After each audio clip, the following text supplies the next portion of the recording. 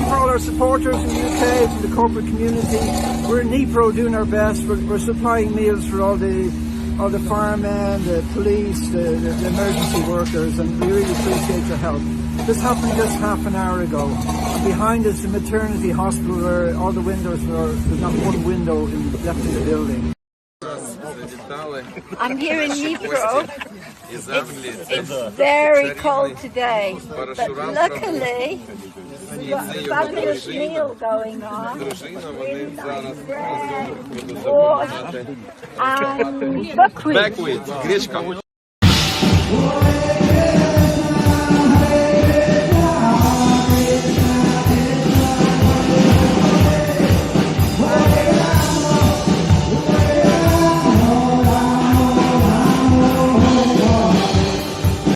According to the Vedic injunctions, a guest is considered to be a representative of Krishna.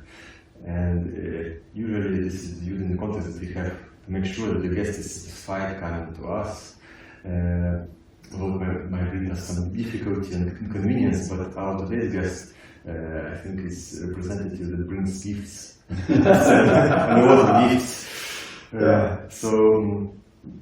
And this is actually the 8th time that Grace Parasurama Prabhu is visiting Ukraine. Last year I saw that he came to Kyiv with his wife, Moksa Laksmi, disciple of Prabhupada, and we are very happy to see you here, very grateful for your care for Ukraine in these difficult times that we're experiencing.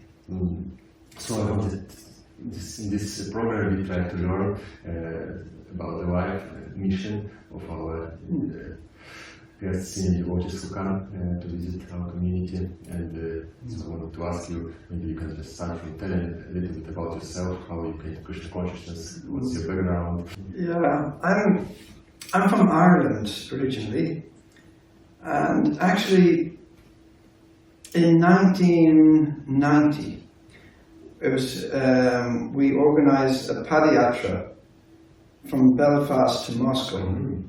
So it was a 6-year walk for Prabhupada's centennial, the 100th anniversary of Srila Prabhupada. So at that point, Gorbachev devotees were being locked up for being Hare Krishnas. So it was a couple of years later. So we were creating some awareness of that. So we walked by bullock cart from Belfast to Moscow. It took 6 years. So mostly what I do is Rati Yatra festivals and prasad distribution. Like, I see in your temple there's a nice display of Prabhupada's sculpture, neck beads from Hari Sori. In 1988, Hari Sori and myself were the team, serving prasadam. We're old friends. And then since many years, I do prasad distribution. So this just curious, this 6-year walk, was it continuous or it was just some period? We stopped in winter time, but the whole at least 6 months we were walking, and it was very nice. It was very nice. It's amazing. Very nice. So that was my first connection with Russia. We used to do kirtan in Moscow airport. We used to fly Aeroflot. But then it was only at the beginning of the war. We came to a place, we set up kitchen in a place called Medica on the Polish side. So we were in a big kitchen there feeding the people leaving Ukraine. And then from there we went to Lviv, and then we thought, well, let's try and do a bit more. So we go mostly out to eastern Ukraine and helping the devotees there, who are wonderful devotees. So we give a little hand. We give a little hand there. So that's, we just serve Krishna this way. You know, in England we do about 25 Rath Yatra festivals. A year. Yeah, every year. And serve a lot of prasadam.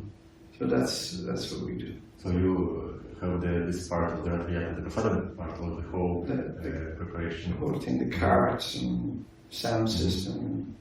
How do people react now to Rath Yatras in England? But they love. We can get up to 5,000, maybe 8,000 people. At the London Rath Yatra, we cook for 11,000 people. We cook a feast. Yes. So, Prabhupada, he wanted Rath Yatra since he was a child. Yeah. So, it's a nice thing. Rath Yatra brings everybody together. Prasad brings everybody together. So, it's Krishna consciousness is a nice thing. In Sanskrit it says Susukam Kartama Vayam is joyfully performed. So we're having a good time. And we're traveling in Ukraine, we're also having a good time. We're meeting nice devotees and we're helping a little bit, a little choo-choo, a little what we can do. And we're feeling inspired by those devotees in Ukraine who are serving Krishna under difficult circumstances. So I heard that you have a foundation, it's called Food for All, right? Yeah. It's like Food for Life, but It's the same thing. What's unique about it is I work with what's called a corporate community, the banking community in England. Every year, the different corporate communities, they do 2 days of what's called corporate social responsibility.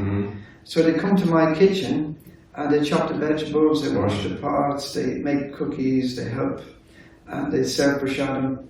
So every day I get maybe 10, 12 people from the banking community, and they have a very enjoyable experience working with us. In fact, right now we have one of the bankers is driving one of my vans in Nikopor. Nikopor. Yeah, he's there at the moment. So I work with the banking community because every day they're making money, but they're not happy.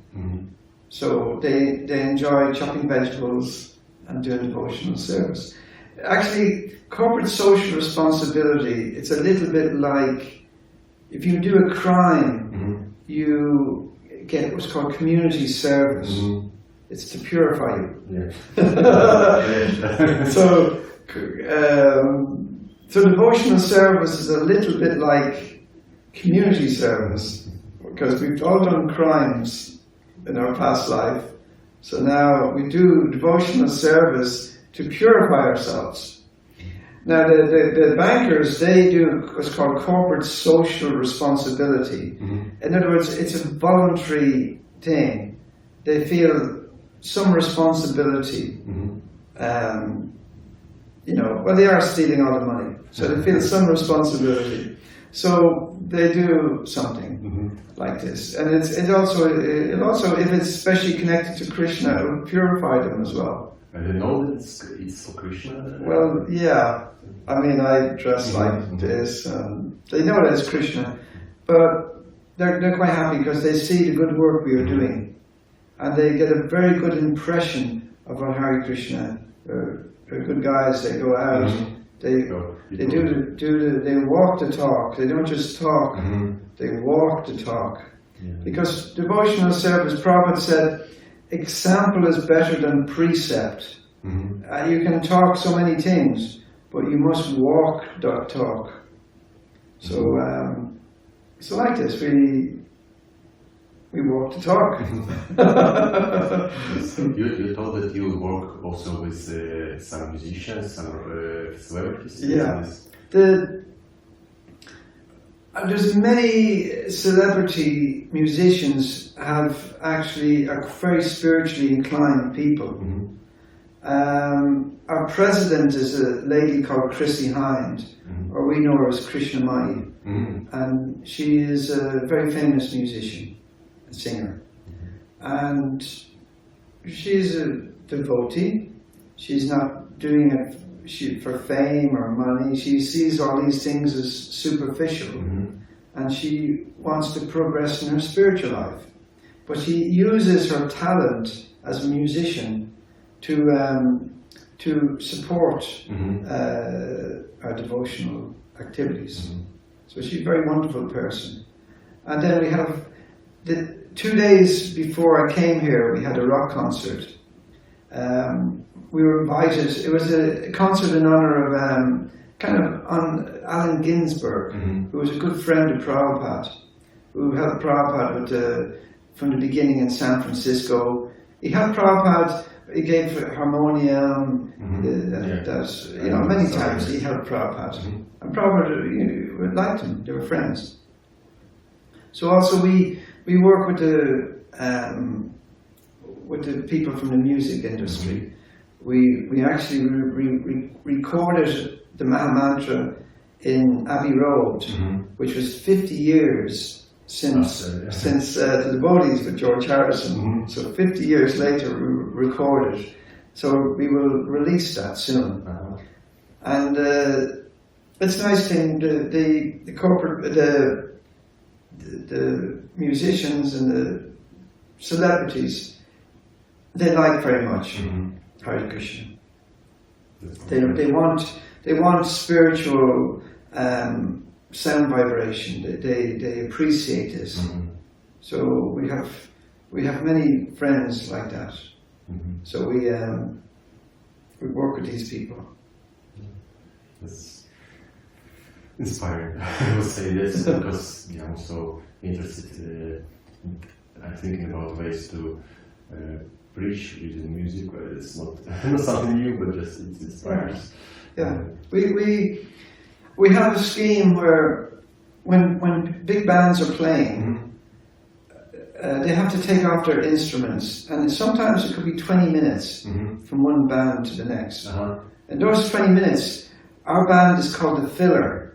So we fill that space. Kind of the station. Yeah, we fill that space, and we have certain music instruments that we have our own mixing, our own independent, that we don't disturb their own sound engineers. But we were able to do this, what's called a filler.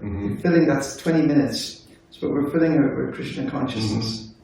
So it works. You also participated in the performance? Yeah. We have friends who are also famous musicians, and they play with us. I mean, you personally. Do you play some instruments? Yeah. Well, I played some small guitars and things.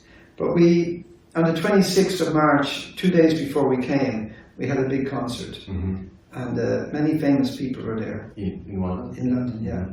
And it's a nice thing. So I see that Krishna consciousness is developing well in London, yes? Yeah, it can develop well everywhere.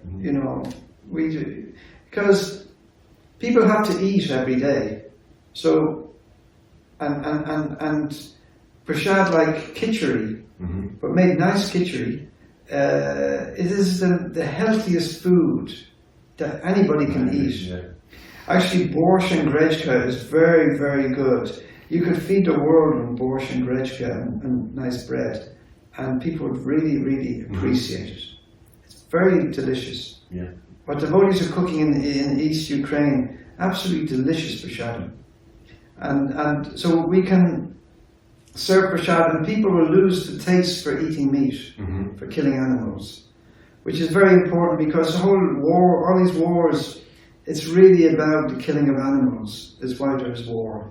So people need a higher taste. They need to eat nice prasadam, and then they will give up the killing of animals, and then we will be free from war. So this is our philosophy, and that's what we should do. And you try to promote it in a practical way. Yeah. Practical, we must, you cannot tell people about prasadam, you have to give them prasadam. So maybe you can tell a couple of stories from your travels in Ukraine. What impressed you the most? Well, when we saw devotees cooking in the swimming pool in Kherson, we were like, whoa. So we bought them some vans and equipment, and we thought, these people need a little help. So we thought, well, let's give them a little help. So this time they contact me, we need a generator, we need so cookers. So we were very inspired to come to deliver that to them. Because when you see somebody engaged in difficult service and selfless service, these devotees have nobody's paying them. Devotees, they do kirtan with the prasadam, and nobody's paying them to do this. But in one sense, they're risking their lives. But these devotees are glorious, so it's a great honor for us to give a little help. It's a great honor. It's a blessing on us to be able to. We are fortunate to be able to help these devotees a little bit. Thank you very much for sharing this fortune and for doing that. What I wanted also to ask, I hope that we will meet also with your wife, Moksa Laksmi. So last year was at your lecture in the temple, and she told a lot of stories about Prabhupada. Yeah, there was one day she gave a lecture in the morning time. No, in the morning time, 3 lectures in one day. Zaporizhia, Nikopor, and Mykolaiv in one day. And she's 71 years old, and you know, it's not easy when you get old. And but she's very inspired meeting the devotees in Ukraine. She also helps you in this in your foundation work. Not really. She's been a school teacher for 30 years, so she's just retired. But her father is from Lviv. Her father was, when he was a young boy, the Nazis came, they took him to Germany to make boots. And the Russians came and took the brother and the mother to Russia for labor camp. And they never meet each other again. So then the father came to UK. He could not return to Ukraine after the war because he was helping the Germans. So he went to England. And Moksa Laksmi only speaks a little Ukrainian, but she was very happy to go and visit these places. You already touched on this topic about the war and the conditions that we are in and devotees are in here, and but maybe you have some things you would like to tell them apart from the help you're providing, but maybe because from the side you can see something that you don't see, or yeah, I mean we see a lot of stuff, you know, when we're here, and also the main message is the devotees should try and stay safe. But how do you stay safe in the material world?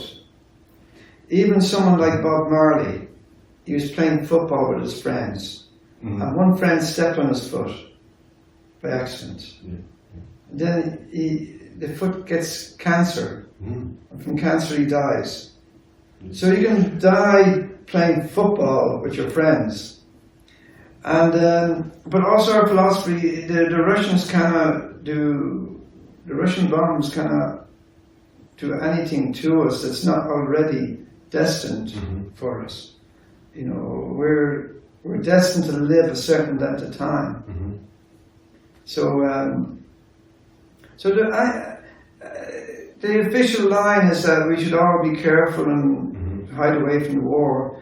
But to be honest, I think we should take that opportunity to preach Krishna consciousness, because padam padam yavi padam, there's danger at every step in life, you know. And Prabhupada said comfortable living and Krishna consciousness don't go well together. You know, when you're chanting your rounds, and I gave class, not just the previous time in Dnipro, and the bombs were, I thought the microphone was broken because it was making noise, but it was actually the bombs outside the door. It was actually, I was thinking it was the microphone, the sound system was broken. It was the bombs outside the door. And but the devotees are there, they serve Krishna. Oh, sometimes obviously you do your best to look after yourself, especially if you have a family. You put them in a safe place, you do that. But ultimately, you know, we have to, even in this difficult circumstance, we have to serve Krishna, whatever happens in life. Because the difficulties will always be there. If it's not a war, it'll be something else. In England, there's a food crisis. The price of food has gone up high. There is an environmental crisis. The whole planet is going up on fire. There's a population crisis. They see that in a few years the population will increase so much, but yet at the same time they cannot produce that much food. So there's all different crises going on in the world. There's war in Gaza. There's, in fact, my team are going over there, but there's a problem just now. There were 7 volunteers killed from the World Central Kitchen, who we were supposed to team up with. I was thinking, these guys will definitely be safe. Nobody's going to shoot their own people, you know, the Americans. Yeah. But not, 7 died. So there's difficulties everywhere. There's car crash. There's we were out in Odessa. A car caught fire outside the temple, and it was blazing up, and our own van nearly got burnt. And so anything can happen any time, and we have to practice Krishna consciousness. So as when our time comes, which will come to us all, we're all in the queue to meet Yamaraj. We just don't know where in the queue we are. Are we number 5 or number 10 or number 20? But we're in the queue. So now I'm old, and my wife is old. So, you know, it's not time to stay at home and play bingo. Prabhupada said no bingo. There's no time for watching the TV and die of a heart attack. No, we have to die with our boots on, or our Birkenstocks on, or our Crocs on. Serve Krishna. Yeah, actually, a lot of people are telling that the experience in these times, they're more sober, more, I would say, more focused on Krishna consciousness, because it's... You know, at the beginning of the war, all these people were leaving the country. All their dreams were destroyed overnight. People had a little bag, they were coming with a few children. They were queuing up for 2 days on the border. It was minus 15. And they were coming across. And they were what's called materially fatigued. Actually, in London, there was, Prabhupada walked in Regent's Park. And a devotee asked him, Prabhupada, why do some people take to Krishna consciousness and some don't? And Prabhupada at that time, he said, because they are not materially fatigued. So there was millions of people crossing that border, materially fatigued. They were suffering. All their dreams and hopes, their businesses, their family, their house are all crushed. You know? And that will happen to everybody as time goes by. Anyway. So these people needed prasadam. They saw that the Hare Krishnas were there to support. And it's very important. They have great love for Hare Krishna because of this. You practice Krishna consciousness maybe 30 years, 40 years, 50 years, and what helps you go on, what motivates you? You already spoke about this. Actually, the main thing that makes us go on is when we recognize the sacrifice Prabhupada made for us. As my wife gave the story just now, how Prabhupada wanted to, it was very, very ill in 1977, and he actually wanted to travel by ox cart. And actually Loknath Swami went and got the ox cart for him even. But then at that point he said, okay, I want to go to America. And everybody was like, whoa. And so he got as far as London. And as he was leaving the car, Prabhupada was lying in the back of the car, and the car pulled up next to Moksa Laksmi, eye to eye. So when you see such sacrifice, you think, oh, well, let me do a little something. You know, do a little something. this man has done everything for us, so let us a little repayment. We're going to do a little something to try and make this, to please this great Vaishnav, Srila Prabhupada. Yeah. Last words for our audience, if you want to say something. Well, the last words are, I have to drive 1,820 miles to go back to London. And then when the opportunity comes again, if devotees call for us, we will come. I'm working on a scheme at the moment to get many vehicles to Ukraine for the temples. It's a clever scheme, but you might see English vehicles coming to the temple soon, full of boga and good stuff. So I try my little bit. I try. Thank you very much. Hare Krishna. Have a nice week. Always eager to see you. Hare Krishna.